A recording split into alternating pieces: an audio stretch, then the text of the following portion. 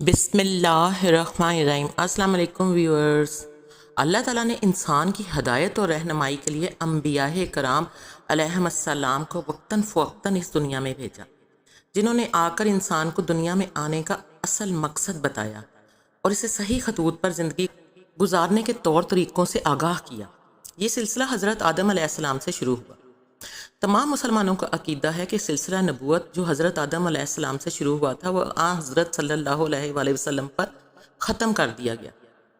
آپ صلی اللہ علیہ وآلہ وسلم اللہ کی آخری نبی ہیں۔ آپ صلی اللہ علیہ وآلہ وسلم کے بعد کوئی نبی نہیں آئے گا۔ آپ صلی اللہ علیہ وآلہ وسلم کی امت آخری امت ہے، اس کے بعد کوئی امت نہیں ہوگی۔ آپ صلی اللہ علیہ وآلہ وسلم پر جو کتاب یعنی قرآن پاک نازل ہوا وہ آخری کتاب ہے۔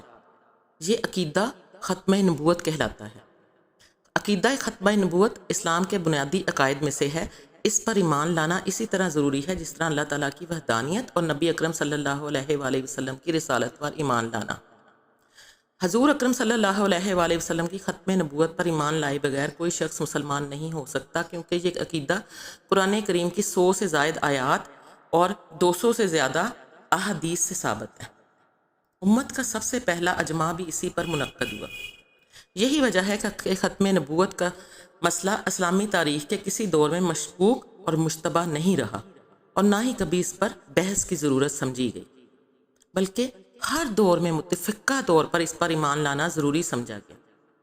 حضور اکرم صلی اللہ علیہ وآلہ وسلم کی ختم نبوت کا اعلان در حقیقت اس امت پر ایک احسان عظیم ہے۔ اس عقیدے نے امت کو وحدت کی لڑی میں پرو دیا ہے۔ آپ پوری دنیا میں کہیں چلے جائیں اور آپ ہر دور اور ہر عہد کی تاریخ کا مطالعہ کریں، آپ کو نظر آئے گا کہ خواہ کسی قوم، کسی زبان، کسی علاقے اور کسی عہد کا باشندہ ہو، اگر وہ مسلمان ہے اور حضور اکرم صلی اللہ علیہ وآلہ وسلم پر اس کا ایمان ہے، تو اس کے عقائد، اس کی عبادات، اس کے دین کے ارکان، اس کے طریقے میں آپ کو یکسانیت اور وحدت نظر آئے گی۔ جس طرح حضور اکرم صلی اللہ علیہ وآلہ وسلم کے زمانے میں 5 نمازیں فرض تھیں، اسی طرح آج بھی 5 نمازیں فرض ہیں۔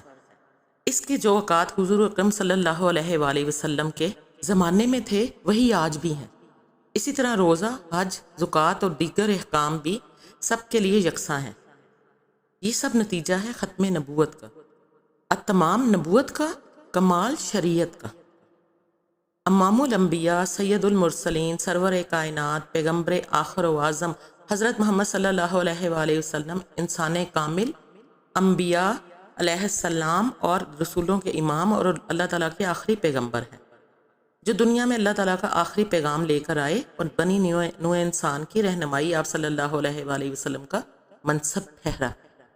نہ صرف یہ بلکہ آپ صلی اللہ علیہ وآلہ وسلم کو تمام جہانوں کے لیے رحمت بنا کر بھیجا گیا، اور اللہ تعالیٰ نے آپ صلی اللہ علیہ وآلہ وسلم کا ذکر بلند کر دیا۔ ارشاد باری تعالیٰ ہے، کیا ہم نے آپ صلی اللہ علیہ وآلہ وسلم کا سینہ نہیں کھول دیا تھا، اور آپ صلی اللہ علیہ وآلہ وسلم سے آپ صلی اللہ علیہ وسلم کا بوجھ ہم نے اتار دیا، جس نے آپ صلی اللہ علیہ وآلہ وسلم کی پیٹھ بوجھل کر دی تھی، اور ہم نے آپ صلی اللہ علیہ وآلہ وسلم کا ذکر بلند کر دیا۔